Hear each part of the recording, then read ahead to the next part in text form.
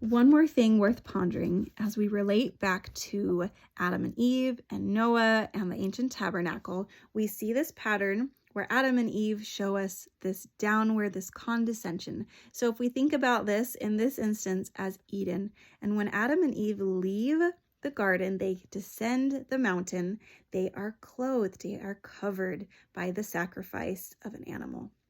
Now, when Noah, he is on the mountain and he and his family and all that was in the ark leave, they come down the mountain into the world, just like Adam and Eve did.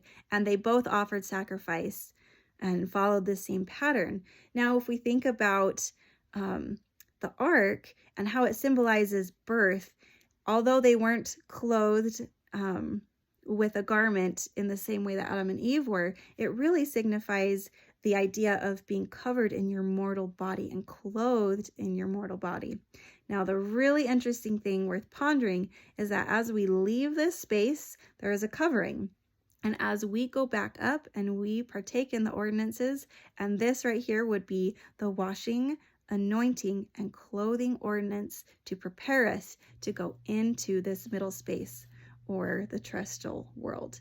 And that follows the same pattern of there's this clothing, there's this washing, there's this anointing, as I talked about with the dove, as we continue our journey up. And it shows this pattern that Christ followed and that we, linking to him through covenants, can follow to ascend back into our Heavenly Parents' presence.